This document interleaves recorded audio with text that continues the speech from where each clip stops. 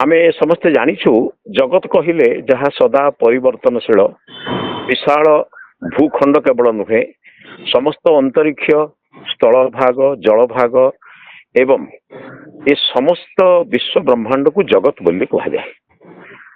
ଏଇ ଜଗତରେ ଯେ ନାଥ ପରିଚାଳକ, ଯିଏ ହିଁ ରକ୍ଷାକର୍ତ୍ତା, ଯିଏ ହିଁ ପାଳନକର୍ତ୍ତା, ସଂହାରକର୍ତ୍ତା ଏବଂ ସୃଷ୍ଟିକର୍ତ୍ତା, ତାଙ୍କୁ ଆମେ ନାଥ କହୁ, ରକ୍ଷାକର୍ତ୍ତା କହୁ ଏବଂ ବିଶ୍ୱ ବ୍ରହ୍ମାଣ୍ଡର ସ୍ୱାମୀ ବୋଲି କହୁ। ଅନେକ ସମୟରେ ଭାରତରେ ଯେତେବେଳେ ବୈଦିକ ପଦ୍ଧତି ଚାଲୁଥିଲା, ଗୁରୁକୁଳର ପରମ୍ପରା ଚାଲୁଥିଲା, ସେତେବେଳେ ଜଗତର ନାଥ ଜଗନ୍ନାଥ କହିଲେ ସମଗ୍ର ବିଶ୍ୱ ବ୍ରହ୍ମାଣ୍ଡର ନାଥ ଏବଂ ସମସ୍ତ ବିଶ୍ୱ ବ୍ରହ୍ମାଣ୍ଡର ପରିଚାଳକ, ସର୍ବବ୍ୟାପକ, ସର୍ବାନ୍ତର୍ଯାମୀ, ସର୍ବେଶ୍ୱର ଏବଂ ସର୍ବଶକ୍ତିମାନ ଏକ ଶକ୍ତିକୁ ବୁଝା ଯାଉଥିଲା। ସମୟକ୍ରମେ ମନୁଷ୍ୟମାନଙ୍କୁ ଧାର୍ମିକ ବିଚାର ଧରିବା ପାଇଁ ଈଶ୍ୱରଙ୍କର ବିଭିନ୍ନ ନାମକୁ ନେଇ ବିଭିନ୍ନ ପ୍ରକାର ମତବାଦ, ବିଭିନ୍ନ ପ୍ରକାର ବିଚାରଧାରା ଚାଲିଲା। ଯେମିତି ଶିବଙ୍କୁ ଭକ୍ତି କଲେ ଶୈବ, ଗାଣପତ୍ୟ ଏମିତି ରହିଲେ। କିନ୍ତୁ ଜଗତର ନାଥ ଜଗନ୍ନାଥଙ୍କୁ କଳ୍ପନା କରିବା ଉପନିଷଦ କାଳରୁ ଆରମ୍ଭ ହେଲା। ଉପନିଷଦରେ କଠୋପନିଷଦରେ କୁହାଗଲା ଏ ଆତ୍ମା ହଉଛି ରଥୀ, ଶରୀର ହଉଛି ରଥ। ଏ ଶରୀର ରୂପକ ରଥରେ ଆତ୍ମା ରଥୀ ରହିଛି ଏବଂ ଇନ୍ଦ୍ରିୟ ମାନେ ହଉଛନ୍ତି ଘୋଡା। ଆତ୍ମାନମ ଶରୀରମ ବିଦ୍ଧି, ଆତ୍ମାନମ ରଥିନମ ବିଦ୍ଧି, ଶରୀରମ ରଥମେବତୁ, ବୁଦ୍ଧିମ ତୁ ସାରଥିମ ବିଦ୍ଧି, ମନଃ ପ୍ରଗ୍ରହ ଏବଚ, ଇନ୍ଦ୍ରିୟାଣୀ ହୟାନାହୁ ବିଷୟାମ ସ୍ତେଷୁ ଗୋଚରାଃ। ଏ ଶରୀର ରୂପକ ରଥରେ ଇନ୍ଦ୍ରିୟ ମାନେ ହଉଛନ୍ତି ଘୋଡା, ବିଷୟ ମାନେ ହଉଛନ୍ତି ସେମାନଙ୍କର ଗୋଚର। ମାନେ ଇନ୍ଦ୍ରିୟ ମାନେ ଯେମିତି ଆଖି ରୂପକୁ ଆକର୍ଷିତ ହୁଏ, କାନ ଯେମିତି ଶବ୍ଦକୁ ଆକର୍ଷିତ ହୁଏ, ଜିହ୍ୱା ଯେମିତି ରସକୁ ଆକର୍ଷିତ ହୁଏ, ସେମିତି ସମସ୍ତ ଇନ୍ଦ୍ରିୟ ମାନେ ବିଷୟ ପ୍ରତି ଆଗ୍ରହ ପ୍ରକାଶ କରନ୍ତି। ଆପଣମାନେ ଜାଣି ଖୁସି ହେବେ, ଜଗତର ନାଥ ଜଗନ୍ନାଥ ସମଗ୍ର ବିଶ୍ୱ ବ୍ରହ୍ମାଣ୍ଡଙ୍କ ହୃଦୟରେ ଧ୍ୟାନସ୍ଥ ଅବସ୍ଥାରେ ଦର୍ଶନ କରିବା ପାଇଁ ଏକ ରଥଯାତ୍ରା ଦ୍ୱାରା ଅର୍ଥ ତମେ ତମ ଶରୀରକୁ ରଥ ବୋଲି ବୁଝ। ଶରୀର ସର୍ବସ୍ୱ ହୁଅ ନାହିଁ।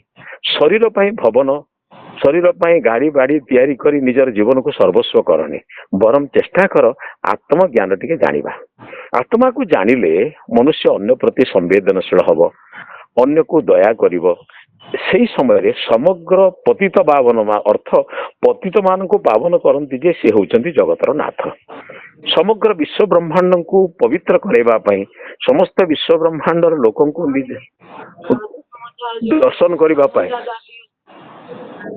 ଦର୍ଶନ କରିବା ପାଇଁ ସେ ହିଁ କଣ କରନ୍ତି ନା ଅନ୍ତତଃ ପକ୍ଷେ ସମଗ୍ର ବିଶ୍ୱ ବ୍ରହ୍ମାଣ୍ଡକୁ ଜଣେଇବା ପାଇଁ ସେ ବାହାରକୁ ଆସନ୍ତି। ଅର୍ଥ ଭିତରରେ ଥିବା ଜ୍ଞାନ, ଯୋଉ ଆତ୍ମଜ୍ଞାନ, ସମୟକ୍ରମେ ତାହା ସର୍ବସାଧାରଣ ହୁଏ, ସମସ୍ତେ ଜାଣନ୍ତି।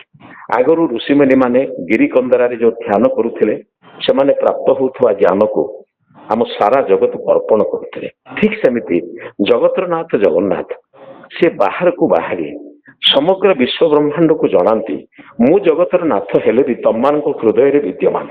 ତମେ ଯଦି ଧ୍ୟାନସ୍ଥ ହବ, ତମେ ଯଦି ପ୍ରକୃତ ଏ କଥାକୁ ମାନେ ମୋତେ ଜାଣିବାକୁ ଚେଷ୍ଟା କରିବ, ମୁଁ ତୁମର ସର୍ବସ୍ୱ ବା ମୁଁ ତୁମକୁ ସୁରକ୍ଷା ବା ମୁକ୍ତି ପ୍ରଦାନ କରିବି।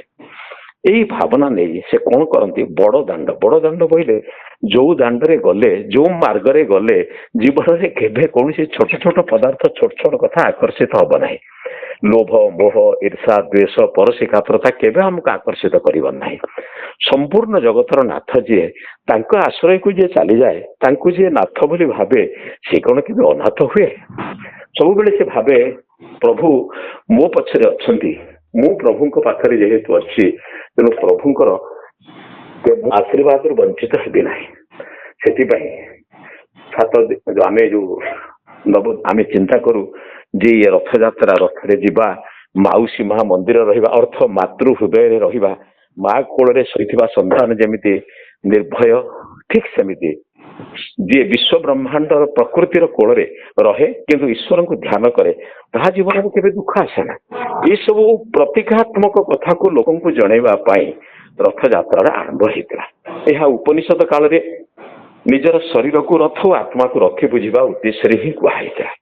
ଯଦି ଜଣେ, ଯେମିତି ଆମେ ସର୍ବତ୍ର ଈଶ୍ୱରଙ୍କୁ ଦର୍ଶନ କଲା ପରେ ବି କିନ୍ତୁ ନିର୍ଦ୍ଦିଷ୍ଟ ଜାଗାରେ ଈଶ୍ୱରଙ୍କ ଦର୍ଶନକୁ ଶିକ୍ଷା କରୁ, ଠିକ ସେମିତି ଆମେ ସମସ୍ତେ ଜଗତର ନାଥ ଜଗନ୍ନାଥଙ୍କର ଏହି ରଥଯାତ୍ରାରେ ଆତ୍ମସ୍ଥ ହେବା, ଧ୍ୟାନସ୍ଥ ହେବା ଏବଂ ଚିନ୍ତନ କରିବା ପ୍ରଭୁ ଯଦି ଜଗତର ନାଥ ପବନ ସମସ୍ତଙ୍କ ପାଇଁ ଦଉଛନ୍ତି, ପାଣି ସମସ୍ତଙ୍କୁ ଦଉଛନ୍ତି, ପୃଥିବୀ ସମସ୍ତଙ୍କୁ ଦଉଛନ୍ତି, କାହାରି ପ୍ରତି ପକ୍ଷପାତ କରୁନାହାନ୍ତି।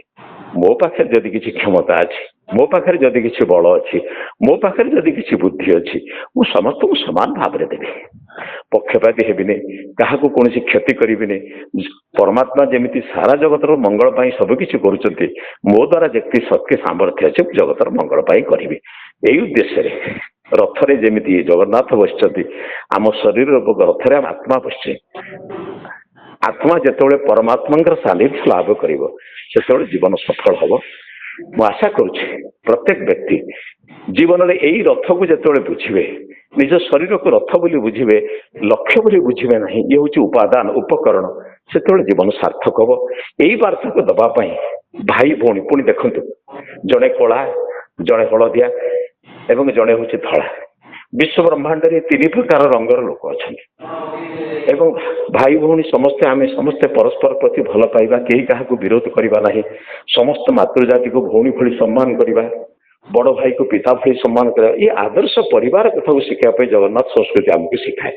ଏଇ ସଂସ୍କୃତିକୁ ଯୋଉଦିନ ଶିଖିବା, ମୋର ବିଶ୍ୱାସ ରଥଯାତ୍ରାର ଏହି ପ୍ରକ୍ରିୟା ଆମ ସମସ୍ତଙ୍କୁ ନିଶ୍ଚିତ ମାନବିକତା ବିଚାରଧାରାରେ ଉଦ୍ବୁଦ୍ଧ କରିବ। ରଥଯାତ୍ରାର ପ୍ରକୃତ ଉଦ୍ଦେଶ୍ୟ ସେତେବେଳେ ସଫଳ।